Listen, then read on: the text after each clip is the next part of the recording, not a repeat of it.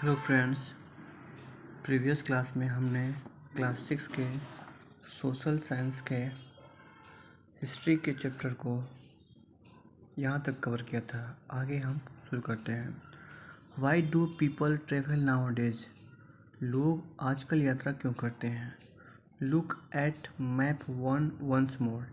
एक बार फिर से मैप 1 को देखो। आइए देखते हैं। ये आपका मैप 1 है। फिर बोल रहा है कि hills, mountains and seas form the natural frontiers of the subcontinent. Hills यानी कि चोटियाँ, माउंटेन्स यानी कि पर्वत, और जो समुद्र हैं वो उपमहाद्वीपों के प्राकृतिक सीमांत यानी कि बॉर्डर का काम करती हैं। While it was difficult to cross this frontiers, यद्यपि इन सीमाओं को पार करना कठिन था। दोज हु वांटेड कुड, लेकिन वे जो इसको पार करना चाहते थे कुड यानी किए। And did scale the mountains, और पर्वतों का मापन किए, मतलब कितना उनका लंबाई चौड़ाई है, ऊंचाई कितना है। जैसे हमको पता है कि माउंट एवरेस्ट का 8848 एंड क्रॉस द सीज, और समुद्रों को पार किए। People from across the frontiers also came into the sub continent. लोग सीमाओं के उस पार से इस उपमहाद्वीप में आए और यहाँ सेटल हो गए, बस गए। This movements of people enriched our culture traditions. लोगों का यह मूवमेंट यानी कि उनका आना हमारे कल्चर ट्रेडिशन में यानी कि सांस्कृतिक विरासत में क्या किया? समृद्धि किया। People have shared new ways of carving stone. लोगों ने जो है पत्थरों की नक्काशी का नया तरीका ढूंढा। कंपोजिंग म्यूजिक कंपोज करने का, and even cooking food over several hundred of years, और प्रायः भोजन को पकाने का भी हजारों वर्षों पुराना तरीका ढूंढा। नेम ऑफ द लैंड का नाम। Two of the words we often use for our country are India and Bharat. दो शब्द प्रायः हम अपने देश के लिए यूज करते हैं, वो है इंडिया और भारत। यानी कि इंडिया मतलब अपने देश के लिए हम लोग प्रायः इंडिया या भारत बोलते हैं। The word India comes from the Indus called Sindhu in Sanskrit. जो इंडिया वर्ड है वो इंडूस से कम आता है, इसको संस्कृत में सिंधु कहा जाता था। Find Iran and Greece in your atlas. बोल रहा है कि ईरान और ग्रीस को अपने एटलस यानी कि अपने मैप में, अपने नक्शे में पता कीजिए। देखिए, the Iranians and the Greeks who came through the northwest about 2500 years ago and were familiar with the Indus called it the Hindus or the Indus। यानी कि ईरानियन और ग्रीक जो भारत के उत्तर पश्चिमी तट ईरानियन और ग्रीक जो उत्तर पश्चिम तट से 2500 साल पहले आए थे वो इंडूस से परिचित थे, जिसको वो लोग हिंदू या इंडूस कहते थे। And the land to the east of the river was called India, और नदी के ईस्ट यानी कि पूर्वी भाग को वो लोग इंडिया कहते थे। यानी कि जो सिंधु नदी थी उसके पूर्वी भाग में रहने वालों को ही लोग इंडिया कहते थे। The name Bharat was used for a group of people who lived in the north west.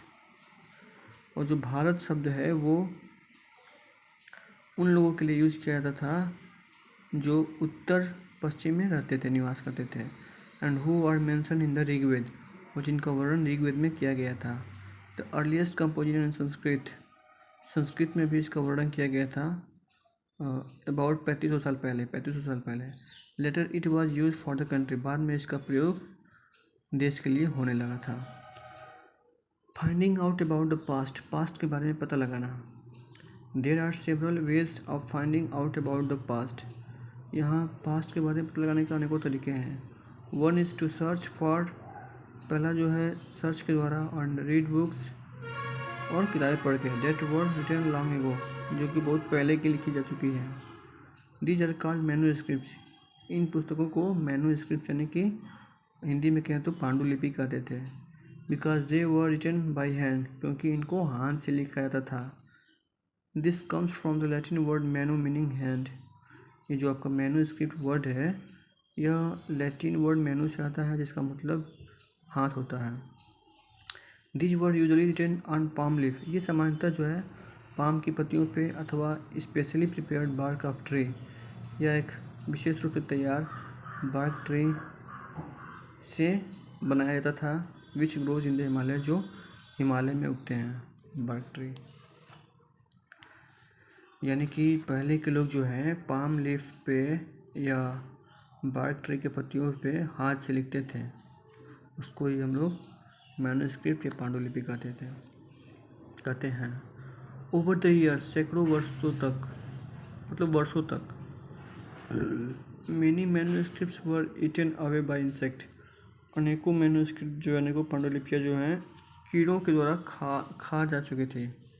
अब देखे होंगे जो घर पे पुरानी पुस्तकें पड़ी होती हैं अलमारियों में, उन पर प्रायः क्या होते हैं, उनके कुछ पन्ने फटे जाते हैं क्योंकि उनमें कीड़े लग जाते हैं। सम वर डिस्ट्रॉयड, कुछ नष्ट हो चुके थे। बट मैनी हैव सर्वाइव, लेकिन अनेकों अभी भी सर्वाइव यानी कि उपयोग में लिए जा रहे थे। ये बुक, मेरा हाथ हिल रहा है इसलिए ऐसा हो रहा है। मे बी आज कल में मेरा स्टैंड आ जाएगा तो ये हिलने वाली प्रॉब्लम ख़त्म हो जाएगी। Often preserved in temples and monasteries, प्रायः इनको जो है मंदिरों में और मठों में रखा गया था। This books dealt with all kinds of subjects, ये जो किताबें हैं वो हर तरह के विषयों से संबंध रखती थी। रिलीजियस बिलीव्स एंड प्रैक्टिसेस, धार्मिक विश्वास और उसका अभ्यास। द लाइफ्स ऑफ किंग, राजाओं का जीवन। मेडिसिन एंड साइंस, यानी कि दवा और विज्ञान। Besides there were epics, poems, plays, इसके अलावा इनमें एपिक्स यानी काव्य थे, कविताएँ थी और नाटक थे। Many of these were written in Sanskrit, इनमें से अनेकों जो पुस्तकें हैं वो संस्कृत भाषा में लिखी गई थी। अदर्स वर इन प्रकृति, और जो दूसरी थी वो प्रकृति लैंग्वेज में लिखी गई थी। प्रकृति यहाँ पर लिखा है ब्रैकेट में कि languages used by ordinary people, यानी कि वो भाषा जो पहले सामान्य लोगों द्वारा प्रयोग की जाती थी। यानी कि स्टार्टिंग में जो है लोग प्राकृतिक भाषा बोलते थे, बाद में जो लोग विद्वान हुए संस्कृत भाषा का प्रयोग करते थे। जैसे आज के डेट में देखा जाए तो हम लोग जो उत्तर बिहार और उत्तर प्रदेश के लोग हैं वो भोजपुरी भाषा बोलते हैं, और जब सीखते हैं तो हम लोग हिंदी और इंग्लिश बोलते हैं, तो उसी तरह का है। And Tamil. We can also study inscriptions, हम लोग जो है शिलालेखों का भी अध्ययन कर सकते हैं। These are writings on relatively hard surfaces such as stone और मेटल, इनको जो है बहुत ही कठोर पत्थरों पे धातुओं पर लिखा जाता था।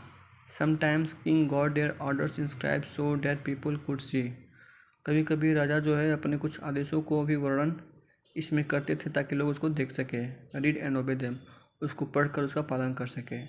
There are other kinds of inscriptions as well, यहाँ और दूसरे तरह के भी शिलालेख थे। Where man and women recorded what they did, for example, जिसमें इस बात का वर्णन होता कि लोगों ने क्या किया, मतलब आदमी और औरतों ने क्या किया, उसका रिकॉर्ड रखा था। उदाहरण के लिए Kings often kept records of victories in battle, जो राजा महाराजा लोग थे वो अपने युद्ध में जीत का रिकॉर्ड रखते थे। Can you think of the advantage of writings on a hard surface, क्या आप एक कठोर सरफेस यानी कठोर तल पे सतह पर लिखवाने के फायदे का सोच सकते हैं। And what could have been the difficulties, और उसमें क्या परेशानियाँ आ सकती हैं। There were many other things that were made and used in the past, ऐसी अनेकों और भी चीज़ें थी जो अतीत में यूज़ की गई थी।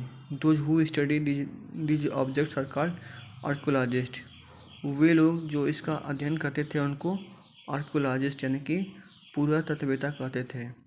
दे study the remains of building made of stone and brick, वे प्रायः